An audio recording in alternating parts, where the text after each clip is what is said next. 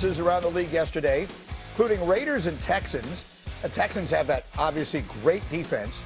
During that practice, we saw Fernando Mendoza getting extensive first-team reps against the Texans, one of the best defenses in football. First time the number one pick got to work with the starters in any session. And here was Mendoza, typically upbeat on how that practice went. We go against our defense, which is fantastic, and it's a top defense every single day, and then now be able to go against the Texans defense, which is also a top defense in the league, go against them, be able to get some reps with the ones against the superstars on their defense, and then obviously their twos are fantastic as well.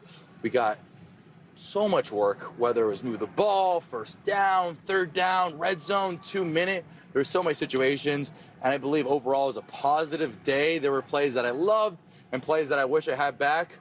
But in reality, that's a lie. I wish I didn't have them back because it's a growing experience, and it's practice. It's practice, and this is what I love. And it's just a beautiful day to play football here, and I'm so happy of so many things to learn from today.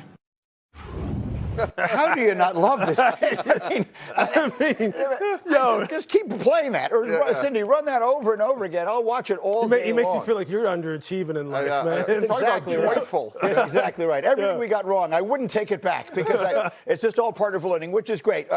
And Hawk joins us here. We got the technology working, but just quick, Mike, you're the GM. What are you looking for in him? You put him out there against a good defense. First time he's with the ones. What are you watching? I'm looking for poise and control in and out of the huddle. Like, are you the battlefield commander of this team? Are the 10 other guys in the huddle believe that you know what to do on the every time you have the ball? And going against Will Anderson and Donnell Hunter, even though it's non-contact, this is really good work for him, and he's stacking one good day on top of the next. So, Hawk, now you're his teammate. And we know they brought in Kirk Cousins, and the plan is for him to start, and we'll see what happens. This isn't a team that people have very high expectations for. When do you, as a receiver, want to see the rookie, the number one pick, get on the field? As soon as possible. If I'm looking at that interview and it's any indicator of how he operates in the locker room, he's clearly a leader. He's clearly wise beyond his years. And when you watch him on the football field, as long as it's not a safety issue where you don't trust your offensive line or protection of a young asset, or he's not a professional yet. Listen, I came in with Johnny Manziel, who had ability, but it was very clear he wasn't ready to be a starting NFL quarterback at any point in that first season. With Mendoza, you don't feel that. He is not a guy that you have to teach the position to. He is not a guy that lacks professionalism. And if you don't have a safety issue, once he gets a hold of the operation of the offense, I think you put him out there. You let him learn by fire. You let him understand the speed of the game and all the things that come along with it. Otherwise, you're just prolonging the inevitable. I know the Patrick Mahomes, blueprint was amazing, and it bore so many fruits for the Kansas City Chiefs. I'm not 100% sold that he still wasn't ready to be the quarterback as a rookie based on everything we see from Mahomes. So I think every situation is different. There's no question that Patrick was ready to be the quarterback when he was a rookie. And Kansas City had to sit on their hands. They knew what they had in the first minicamp. But the fact of the matter is this, though. Like, Alex Smith was playing great. He had a career year that year. If Kirk Cousins is playing good and the team is winning, then they have the luxury then of sitting and waiting and allowing him to kind of continue to develop. I think that all this is going to be contingent upon how the team is doing and how Kirk is playing. If the team is struggling and Kirk isn't playing well, you're going to see him faster. If the team's playing good, Kirk's playing well, he's not turning the football over, they're being efficient, then they have the luxury of time. I think that's totally how this is going to go. Obviously, look, I think Clint Kubiak has said it perfectly. He's an ascending, improving player that is doing exactly what they want. He is right now meeting expectations. I think this is all about Kirk, the offense, the team overall. I think there's a nuance here. When you talk to people around the league, they are noting how Tom Brady, the owner, is managing the development of Fernando Mendoza. How so? Because when Tom Brady started, he was the fourth quarterback. Right. And he sat, and then obviously, improbably, things happen, and Drew Bledsoe gets hurt.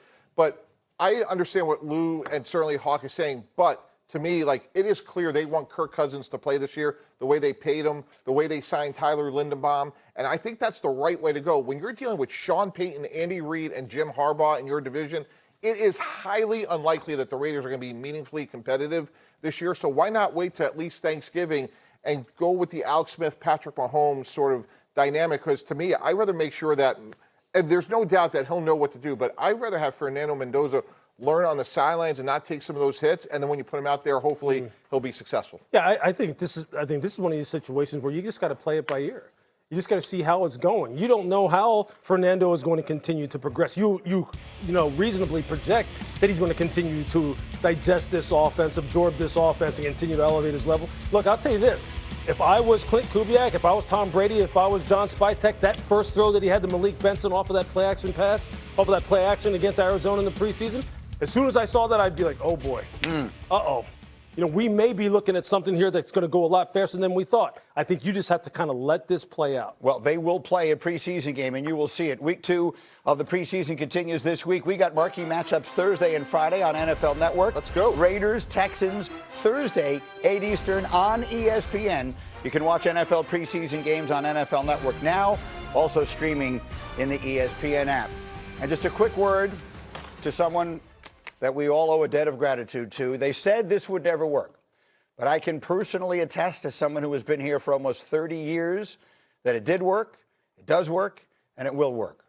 The world has lost Bill Rasmussen, who co-founded ESPN in 1979, a man who dared to dream that a 24-hour sports network could flourish. Bill, along with his son Scott, took so many risks along the way. He maxed out his credit cards. He jumped into the brand new world of satellite television to build the first sports network in 1979. And as they say, the rest is history, with ESPN marking nearly 47 years of serving sports fans anytime, anywhere. From all of us, Bill, thank you. Bill Rasmussen was 93. At this point, Eagles and Patriots hold joint practices today and tomorrow. A.J. Brown will see his former team as the Eagles make their way to Foxborough for a little training camp competition. Brown left quite the mark in Philly, winning a Super Bowl and recording over 5,000 receiving yards and 32 touchdowns over 62 total games. However, was vocal about his displeasure in the offensive scheme, which ultimately led to his trade to the Patriots. Sal Paolantonio joins us live now from Foxborough ahead of Patriots and Eagles joint practice. And Sal, you were around A.J. Brown his entire career in Philadelphia. How different is the vibe now with Brown out there in Foxborough? Good morning, Amina. I'm going to give you 3 words.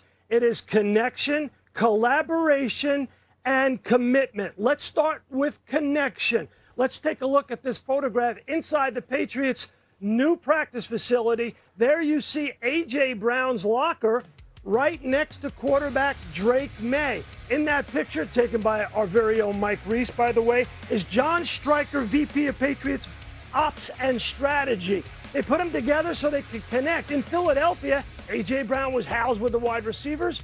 Jalen Hurts was housed by the quarterbacks. But the Patriots have been committed from the very beginning to get these two guys together.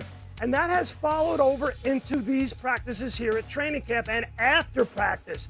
A.J. Brown and Drake May have both talked about the collaboration that the two of them have had in one-on-one film study after practice, going over different routes, making sure they're on the same page, going through what the coaches call target tape.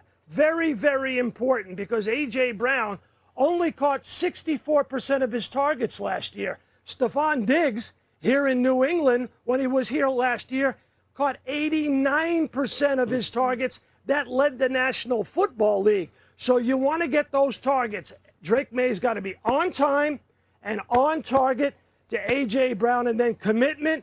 A.J. Brown, doesn't matter how hot it's been out here, they've had 18 practices in training camp, and A.J. Brown has been on the field for every single one. And today, on August 19th, is the 19th practice. And let me tell you, Amita, you said a little training camp competition between the Pats and the Eagles. They ain't no little about it, Amita. It's going to be big. Look, trust me, I've seen it for myself out there at Foxborough. I know things can get chippy between the Eagles and the Patriots when they have joint practice out there. Sal Paolantonio with the latest. Thanks so much, Sal. All right, let's continue this conversation and bring in NFL analyst Louis Riddick for his thoughts. I'm curious, Louis, how you think A.J. Brown will now affect that wide receiver room there in New England and the offense as a whole. Look, every offense wants a true number one, a guy who they know that they can park outside the numbers in a gotta-have-it situation, and he's going to win in contested catch situations, regardless of the fact that the opposing team knows that they're coming to him. And A.J. has shown throughout his career, both when he was with Tennessee and when he was with Philadelphia, that he can do that. And he's a guy who's not just limited to being an outside lane player. He really is the kind of guy who can control the middle of the field area between the numbers, which is quite honestly the easiest throws for a quarterback. It's the shortest distance that the ball has to travel. When you throw the ball over the middle, A.J. can do that. And look, Josh McDaniels has talked about the fact that this is a guy who, from a physical perspective, is about as impressive as it gets. He compared him to Rob Gronkowski in terms of his physical presence with his size and his strength. I mean, that's the kind of thing that every quarterback wants. And really, he fits into the bigger picture when you're talking about the wide receiver room. Think about the connection now and really the kind of like chemistry that he should have with a guy like Romeo Doubs and how they should be able to play off of one another. Hunter Henry at tight end, the way that they have a two-headed monster at running back. This offense should be humming. Yeah, the team that went to the Super Bowl last year, only getting better on that side of the ball. Let's look at the other team, the team that Brown leaves, in the Philadelphia Eagles. When you look at their offensive huddle, who needs to account for what is now missing with Brown gone? Yeah, there's no doubt that it's Devontae Smith. He's the guy who kind of gets thrust into the spotlight now, and it's really nothing new for him. He has done this before throughout his career, whether you're talking about at the University of Alabama or when they called upon him to be the guy who could really get open and win in one-on-one situations, whether it be from the Z, the X, or the slot position in Philadelphia. And you're seeing these clips here on your screen right now that show you there is not a route that he cannot run. There's not a position that he can't line up in. He's a guy who can catch the football down the field. He can take the catch and run situations and turn them into big plays. He just needs help now from the guys who you see on your screen, like the Tavian Wicks, who they get from Green Bay, who has had a strong camp. Mekhi Lemon, who needs to get on the football field, get that hamstring healthy and be ready to go. And Hollywood Brown has been a serviceable, dependable player throughout his career in the National Football League. But this is the Devontae Smith show. And I think he now, in this new offense being run by Sean Mannion, should have the chance really to flourish and shine as a true number one. And I expect nothing less from him. Yeah, could have a monster season if you are a fantasy player. He could be a wide receiver one if he comes through in Brown's absence. Catch Lewis and Uncle Sal on Get Up at the top of the hour. Lewis.